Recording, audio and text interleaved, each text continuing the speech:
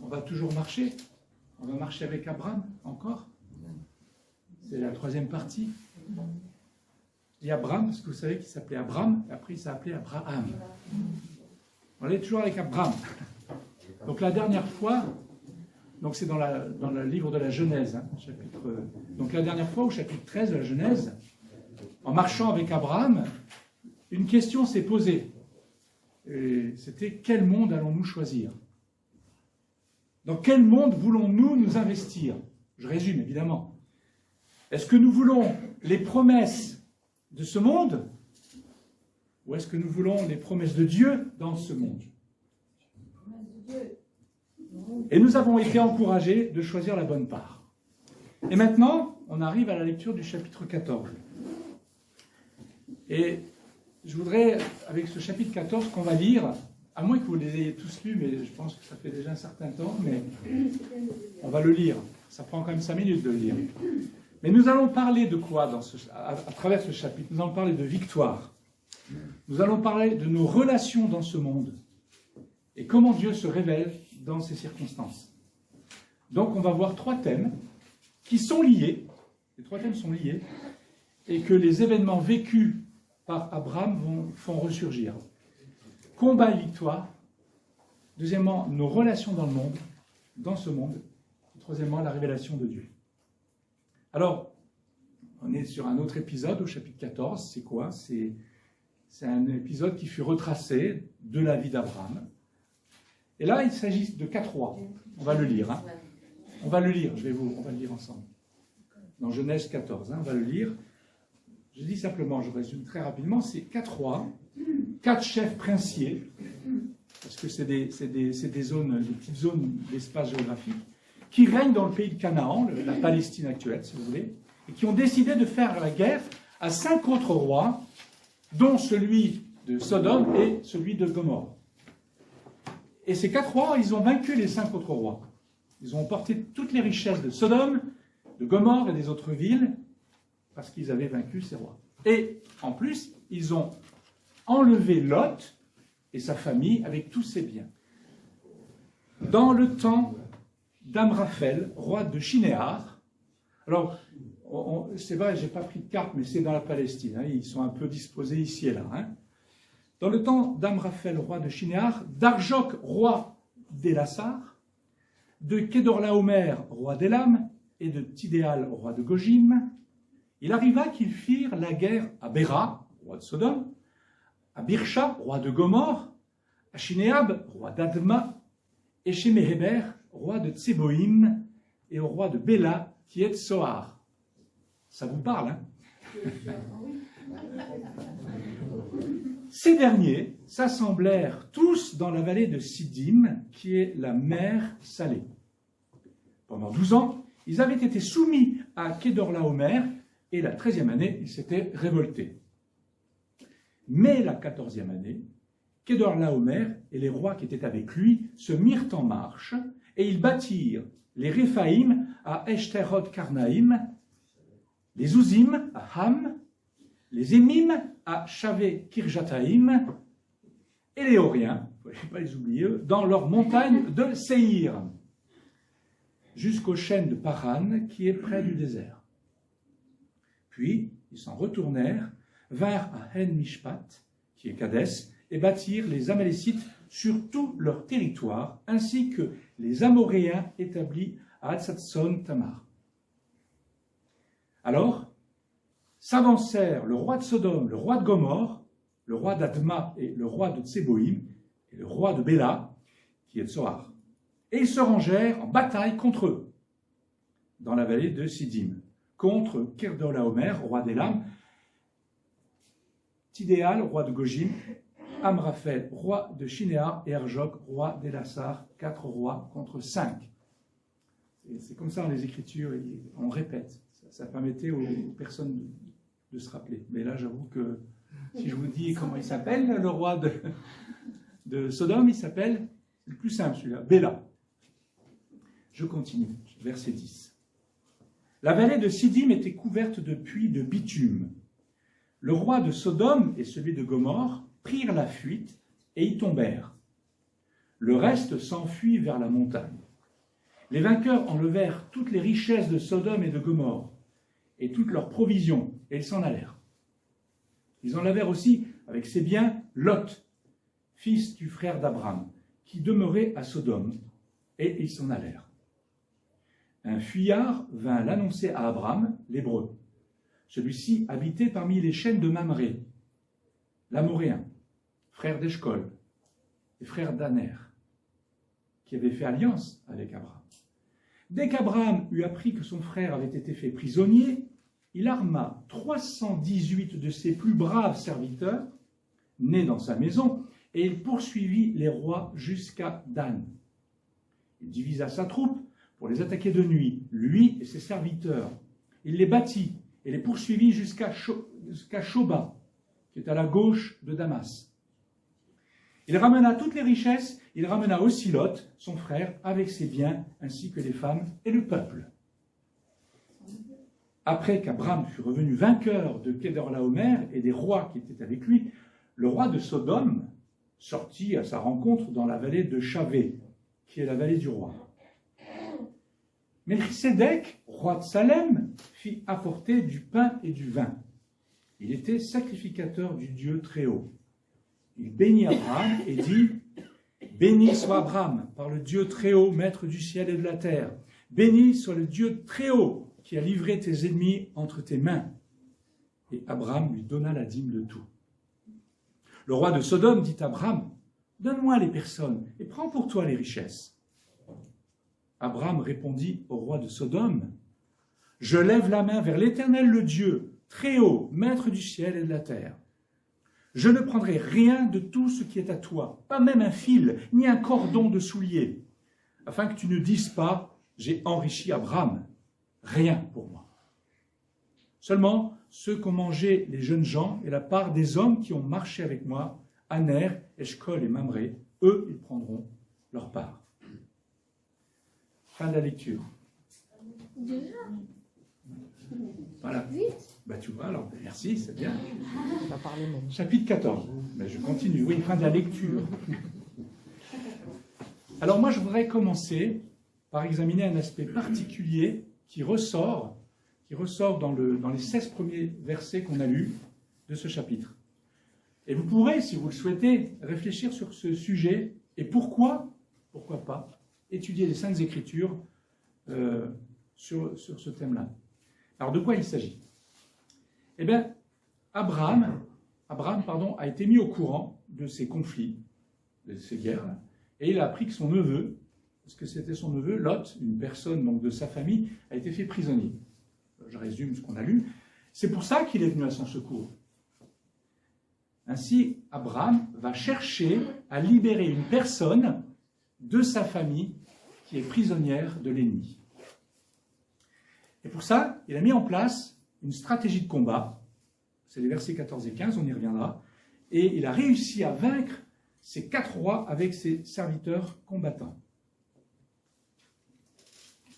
J'ai les mains qui ne veulent plus. Donc, ils ont... Pardon ? Pour l'instant, ça va, merci. Ils ont donc enlevé Lot et sa famille avec tous ses biens. Et je ne sais pas pourquoi. Normalement, ça passe. Et là, je ne sais pas. Je dois avoir les mains un peu moites. Je fais tourner une page qui ne veut pas tourner. Donc, je suis... Voilà, ça va. Merci, c'est gentil. Bon, ça va être facile si je fais ça tout le temps. Et donc, il y a des victoires de Dieu que le Seigneur veut nous faire vivre, mais qui ne nous concernent pas personnellement. Pourtant, Abraham, à ce moment-là, il avait besoin d'apprendre de Dieu encore, de vivre des délivrances même personnelles. Il n'était pas au top, là, à ce moment-là, Abraham. Il marchait avec son Dieu, mais il avait encore besoin d'apprendre de Dieu, d'être délivré de certaines choses. C'est plus tard qu'on le voit. Mais il va s'occuper de celui qui est pris dans les griffes de l'ennemi. Il va s'occuper des siens. Nous, chrétiens, nous devons aussi être prêts à nous occuper de notre famille. Certes, notre propre famille physique, inévitablement, mais aussi de notre famille spirituelle, dont certains sont encore prisonniers de l'ennemi. nous devons nous en occuper et partir en bataille pour les délivrer. Nous ne devons pas être forcément être un chrétien de longue date, ayant une super expérience dans le domaine de la bataille et du combat. Non. Pour vivre ce genre de combat, non. Regardez, c'est le chapitre 10, verset 32 de l'Épître aux Hébreux qui dit, souvenez-vous, donc il parlait à des Juifs, on ne sait pas qui, c'est peut-être Paul, en tout cas c'est cet auteur qui a dit, souvenez-vous de ces premiers jours, où après avoir été éclairés, donc c'est des jeunes chrétiens si vous voulez, vous avez soutenu un grand combat au milieu des souffrances. Ils ont connu le combat dès qu'ils ont rencontré le Seigneur. Il nous faut juste nous revêtir de courage et être décidés de faire tout ce que nous devons faire pour vivre le combat. Il y aura des souffrances, mais il y aura des victoires. N'est-ce pas Paul qui nous a écrit ceci? Je veux en effet que vous sachiez combien est grand le combat que je soutiens pour vous. Et pour ceux qui sont à la Odyssée, c'est une ville, et pour tous ceux qui n'ont pas vu mon visage. Il dit ça dans Colossiens au chapitre 2, verset 1. Et ça me rappelle encore ce passage de l'apôtre Jacques, les derniers versets de son épître, au chapitre 5 et au verset 19 à 20. Mes frères, si quelqu'un parmi vous s'est égaré loin de la vérité, et qu'un autre l'y ramène, qu'il sache que celui qui ramènera un pécheur de la voie où il s'était égaré sauvera une âme de la mort et couvrira une multitude de péchés. Voilà le genre de combat que nous pouvons être amenés à vivre. Être chrétien avec Dieu, celui qui s'accroche au Seigneur, un disciple de Dieu, suivre Dieu comme Abraham l'a suivi, nous amènera à nous occuper des autres, de nous occuper de ses frères et de ses sœurs. Voilà, problème. C'est pas ce qui se passe.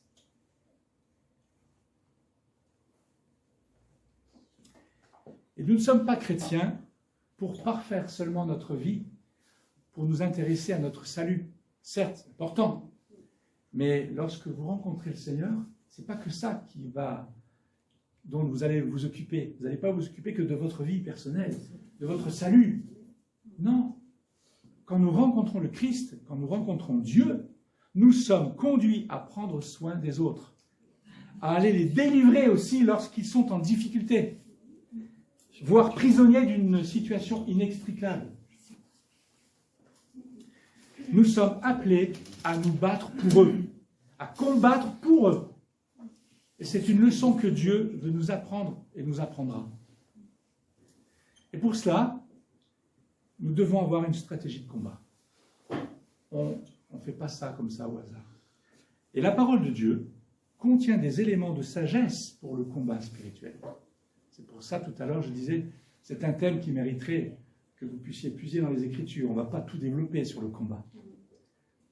Et le Saint-Esprit, c'est-à-dire l'Esprit de Dieu, est aussi notre entraîneur et notre chef pour nous conduire dans la bataille. Il va ouvrir nos yeux pour comprendre la stratégie de combat que nous devons mener. La parole de Dieu et le Saint-Esprit sont nos guides les plus essentiels pour établir une stratégie particulière et savoir comment mener la bataille pour la délivrance de nos proches, de nos frères et nos sœurs. Je prends un exemple, l'Épître aux Éphésiens, chapitre 6, versets 14 à 17. Vous le connaissez, c'est un passage qui est assez connu donc des chrétiens et qui nous décrit l'armure du croyant. C'est pas n'importe quelle armure, c'est une armure. Éphésiens chapitre 6, versets 14 à 17. L'armure du croyant, l'armure du disciple de Christ, qu'il doit revêtir pour combattre. Vous voyez, ça c'est un exemple. Il nous faut aussi du courage et ne pas avoir peur. Même face à une grande puissance de l'ennemi qui nous dépasse en force et en potentiel. La stratégie de Dieu sera seule efficace pour gagner la bataille. Alors, quelle a été la stratégie d'Abraham?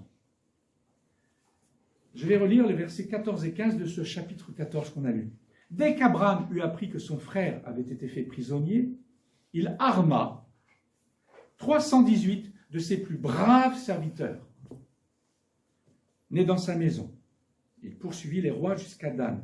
Il divisa sa troupe pour les attaquer de nuit Lui et ses serviteurs.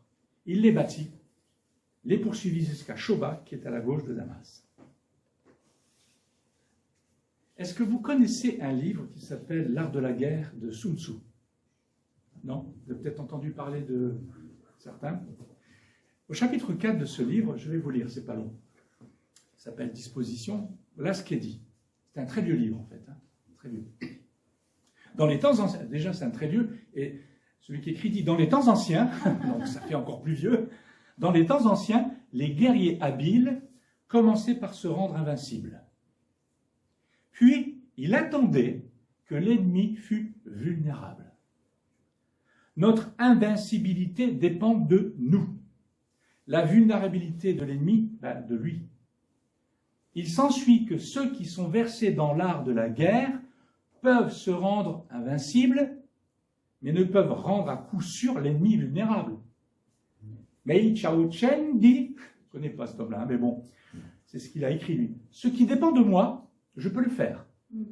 Ce qui dépend de l'ennemi n'est jamais assuré. C'est pourquoi il est dit qu'il est possible de savoir comment vaincre, mais sans nécessairement vaincre pour autant. Fin de citation. Et pourquoi je vous dis ça? Parce que j'ai constaté qu'Abraham a suivi, sans connaître Sun Tzu, cette stratégie. Comment il s'est rendu invincible? Et comment se fait-il que l'ennemi fut vulnérable? Alors, comment il s'est rendu invincible? Alors, je vais vous le dire. D'abord, Abraham, on va parler de l'homme. Abraham avait du courage. Je veux dire, il y avait beaucoup de monde à se battre là. Il faut y aller, quoi. Il était aussi entouré d'hommes courageux, entraînés à combattre. Il les a sélectionnés. Vous voyez, il en a pris 300. 18. 78 ou 18? 318. 318. C'est compté, ça. Hein. C'est pas 319, c'est 318. Il les connaissait.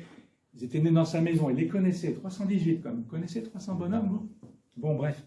Il les a sélectionnés. Il savait que c'était des gens courageux qui s'entraînaient, qui savaient se battre, en tout cas. Abraham, aussi, on l'a vu dans le chapitre 13 la dernière fois, avait choisi de ne pas vivre et se corrompre dans le monde actuel. Il l'avait choisi. Lot est parti là dans le monde, lui il est resté dans la montagne. Il avait choisi de marcher avec Dieu. C'est important de le noter, ça aussi. Et plus tard, quand la bataille était terminée, il lui fut rappelé que c'était Dieu avec qui il marchait qui lui avait fait vivre cette victoire. Béni soit le Dieu très haut qui a livré tes ennemis entre ses mains. Chapitre 14, verset 20. Ainsi donc, nous aurons aussi à adopter une stratégie que la parole de Dieu et le Saint-Esprit nous fera connaître. Ce n'est pas le même type d'ennemi qu'on a, nous, maintenant. On ne va pas prendre des armes, on ne va pas prendre une épée physique, on ne va pas prendre une arme. C'est d'un autre ordre, elle est spirituelle, mais elle est réelle, cette bataille. Déjà, Paul nous révèle encore un indice. J'ai parlé d'Éphésiens, mais j'en prends un autre là. 1 Corinthiens, chapitre 9, versets 25 et 26. Tous ceux qui combattent s'imposent toute espèce d'abstinence. Ils le font pour obtenir une couronne corruptible. Mais nous, faisons-le pour une couronne incorruptible. Moi donc, je cours, non comme à l'aventure, je frappe, non pas comme battant l'air. Vous voyez? C'est quelque chose de préparé, c'est quelque chose que le Seigneur nous amène de vivre. Alors certes, on sait qu'il y a aussi la prière qui fait partie de ce combat. Donc c'est un sujet qui mériterait tout un développement, de quoi en faire un message. Comment se fait-il que l'ennemi, lui, fut vulnérable? Il se reposait sur sa victoire, cet ennemi. Il avait remporté tout le monde, là, vous voyez. Il se reposait sur sa victoire, et lorsqu'il était le plus atteignable, c'est-à-dire de nuit, il n'avait pas mis en place un système de protection efficace. Sinon, il ne serait pas passé. Nous sommes, nous aussi, vulnérables quand nous pensons que nous avons terminé une bataille, que nous ne faisons rien par la suite pour être vigilants et être sur ses gardes. Mes frères, mes sœurs, jusqu'à notre mort, nous sommes quelque part en bataille, pas contre les gens, hein, loin de là, on les aime, mais contre des esprits célestes, des méchants, contre des systèmes, Tout ça, c'est une bataille. C'est pas facile. Ça nous imprègne. On doit se battre jusqu'à notre mort. Eh bien, si tu laisses, tu peux rapporter une bataille. Tu en es heureux et on se réjouit. Mais sois vigilant et sois sur tes gardes. Et je pense qu'un policier pourrait bien vous détailler ses problèmes d'être sur ses gardes et d'être vigilant, n'est-ce pas? Et cela me rappelle aussi ce que Jésus a dit à un moment où il combattait justement dans les ténèbres, contre les ténèbres. C'était vers la fin, dans le jardin des Oliviers. Et il souhaitait, vous savez, Jésus, il souhaitait le soutien de ses disciples à ce moment-là. Donc ça, c'est vraiment beau. Le Seigneur souhaitait, il voulait ça. Alors il leur a dit, mon âme est triste jusqu'à la mort. Restez ici et veillez avec moi. Un peu plus loin, il dit, veillez et priez, afin que vous ne tombiez pas dans la tentation. L'esprit est bien disposé, mais la chair, notre être, est faible. Matthieu, chapitre 26, versets 38 et 41. Et juste avant, quelques jours avant, il avait dit ce qui suit, on le retrouve dans l'évangile de Luc, au chapitre 21, verset 36. Il a dit ça. Il a dit, veillez donc et priez en tout temps, afin que vous ayez la force d'échapper à toutes ces choses qui arriveront, et de paraître debout devant le Fils de l'homme. Il y a une chose qu'on ne retrouve pas dans le livre de Sun Tzu. C'est que la victoire gagnée par Abraham est d'abord le fait de l'intervention de Dieu. Amen. Certes, Abraham a utilisé une stratégie, l'expérience de valeureux guerriers. Et ils ont eu du courage. Ça pèse dans la balance d'une victoire. Il ne faut pas le négliger. Mais si Dieu n'était pas intervenu, et même avec toutes les qualités qu'ils avaient, ils auraient pu perdre. Parce qu'on ne sait pas comment est l'ennemi, s'il est vulnérable ou pas. Ça ne dépend pas de nous. C'est ce qu'a dit Sun Tzu. S'ils avaient été prêts au combat, s'ils étaient bien armés, bien protégés, voyez. Mais c'est Dieu. C'est Dieu qui intervient. Il y a une dimension de la victoire que nous devons élever au plus haut grade. C'est que Dieu est celui qui détermine la réussite ou pas d'un conflit, la réussite ou pas d'un combat, la réussite ou pas d'une guerre. C'est Dieu. Il peut faire réussir, il peut ne pas faire réussir. C'est sa souveraineté. Amen. Et on ne peut que constater. Et après de se dire pourquoi. Là, il a fait réussir. Donc vous entretenir du second thème, qui est relié, hein, c'est lié, vous savez, je vous ai parlé de 3 thèmes. Hein. C'est le second thème. Et puis plus on va dans les thèmes, plus c'est court. Hein, je vous dis tout ça. C'est choisir nos relations. Choisir nos relations. Pour vivre les victoires de Dieu, et que Dieu nous accordera, il faut savoir ce que nous voulons. Il nous faut nous décider quant à nos relations et discerner ceux qui sont avec Dieu de ceux qui ne le sont pas, Amen. qui peuvent nous tromper. Comprenez-moi bien quand je dis ça. Ce distinguo que l'on fait là, ce n'est pas manquer d'amour pour l'un et haïr l'autre, c'est pas ça. C'est de savoir quelle relation je vais avoir. Le distinguer, quel type de relation je vais avoir. Dieu aime ceux qui savent prendre position dans leur cœur et dans la vie, dans leur vie. Vous savez que la foi est de cette trempe-là. Dieu a des hommes et des femmes qui sachent, pourquoi j'ai un doute là, qui doivent savoir, qui savent, il me semblait qu'il y avait une erreur, qui doivent savoir ce qu'ils veulent. Si vous êtes des indécis, si vous êtes de ceux qui, on verra, bon, pas important, si tu ne sais pas ce que tu veux, tu ne vas pas aller loin avec Dieu. Dieu t'aime, c'est clair. Et Dieu va devoir t'apprendre à te décider. Et des fois, ça prend des années pour certains. C'est pas grave. C'est pas grave. C'est dommage. Mais c'est comme ça. Abraham avait déjà choisi, avant cette bataille, comment il voulait vivre. Il avait choisi de marcher avec Dieu. Et il choisira donc ses relations en fonction de ce choix primordial. Et on va le voir juste après. C'est une sagesse posée sur un fondement stable. Je vais vous lire 2 proverbes. Des proverbes dans la Bible. Des proverbes dans la Bible. Le proverbe chapitre 13, verset 20, qui nous dit « Celui qui fréquente les sages devient sage, Mais celui qui se plaît avec les insensés, ben, s'en trouve mal. Un autre proverbe au chapitre 22, versets 24 et 25, il dit « Ne fréquente pas l'homme colérique, ne va pas avec l'homme violent, de peur que tu ne t'habitues à ses sentiers et qu'il ne devienne un piège pour ton âme. » Est-ce que vous savez choisir vos relations? C'est une question que je vous pose. Est-ce que vous savez choisir vos relations? Est-ce que vous avez parfois le courage de vous dire « Avec eux, je ne préfère pas avoir de relation d'amitié. » D'amitié. Hein, ou avec eux, je ne préfère pas faire affaire avec ces personnes. Ça va bugger, je le sens. Première épître aux Corinthiens, chapitre 15, verset 23. « Attention, ne vous y trompez pas. Les mauvaises compagnies corrompent les bonnes mœurs. » Bon, ça paraît évident, mais c'est bon de l'entendre. Deuxième épître aux Corinthiens, chapitre 6, versets 14 et 15.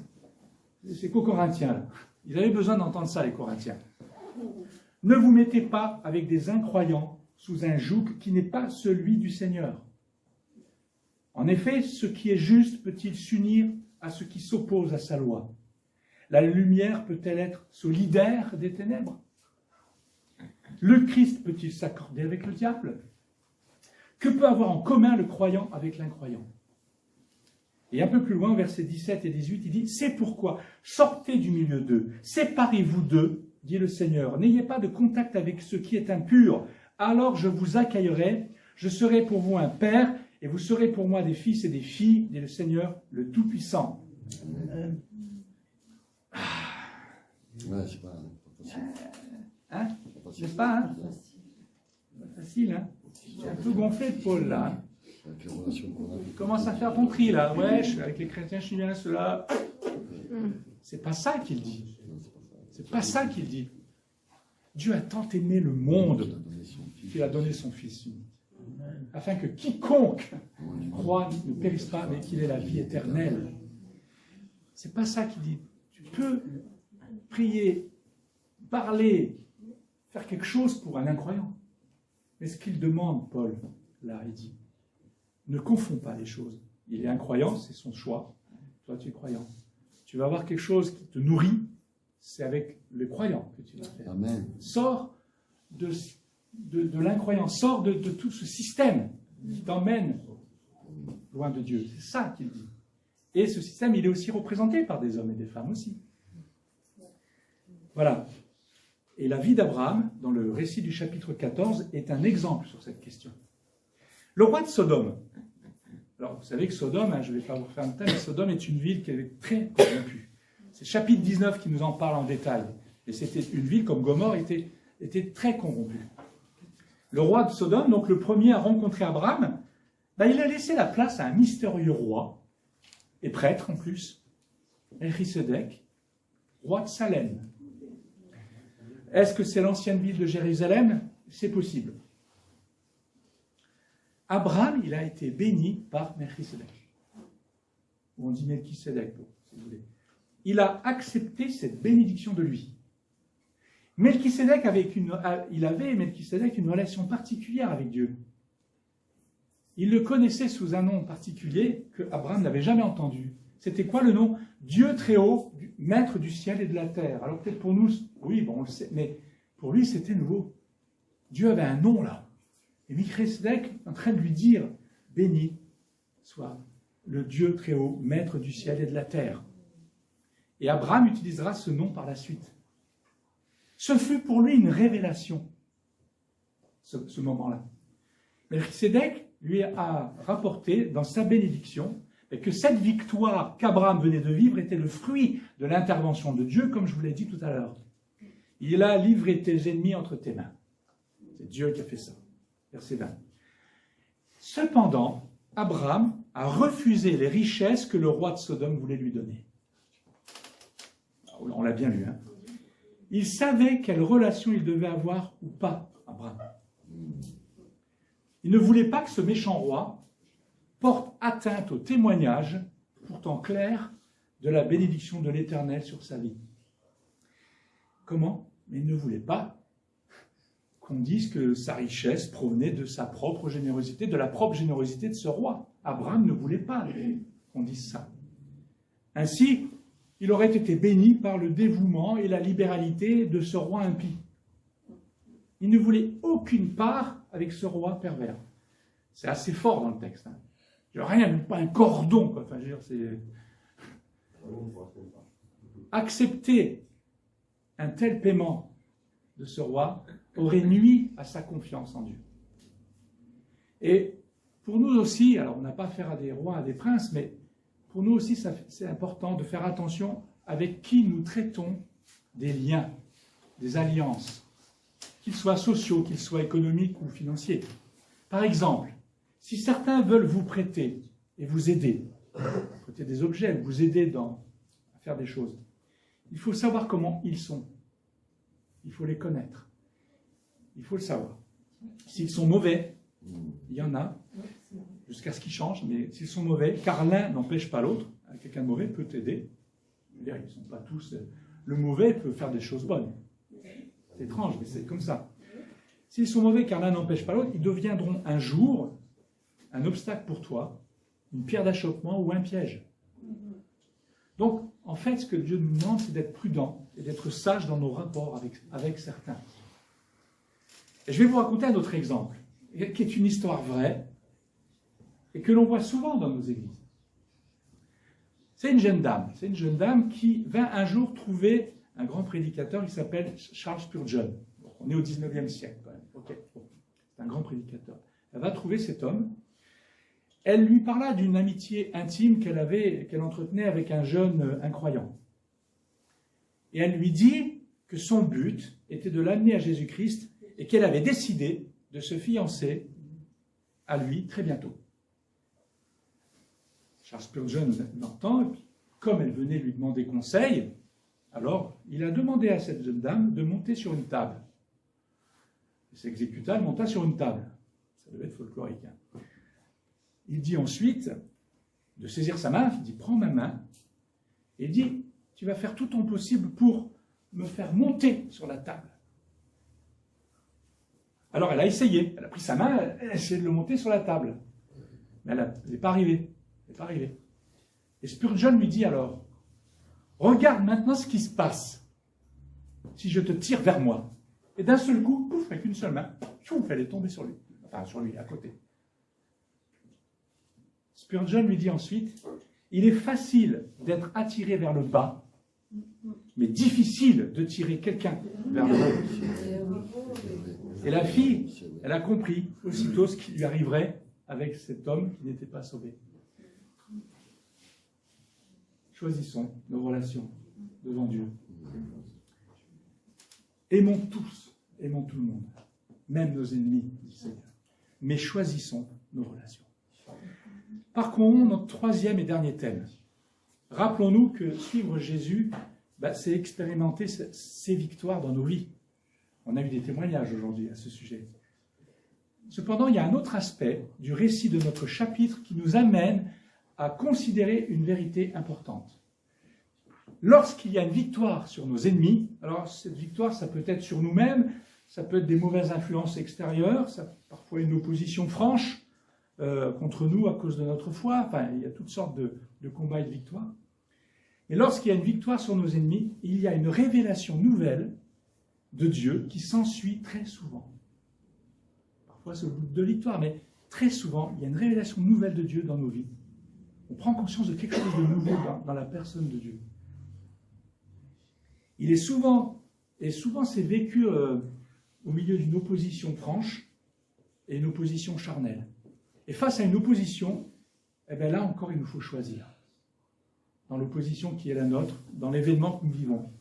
Il faut préférer la révélation de Dieu, la voix de Dieu, plutôt que celle tentante souvent de ce monde et de notre propre nature.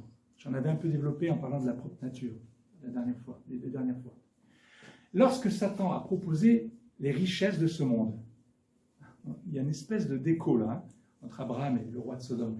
Satan, il a proposé toutes les richesses de ce monde à Jésus lorsqu'il était en train de jeûner dans le désert.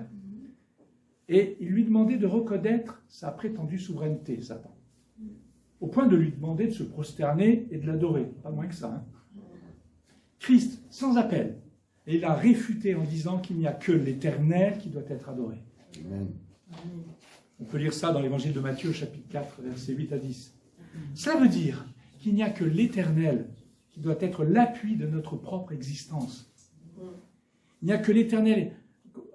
On va reconnaître tout ce qu'il a fait dans nos vies. Qu'il est tout pour nous. L'Éternel est tout pour nous. Il est souverain pour nous.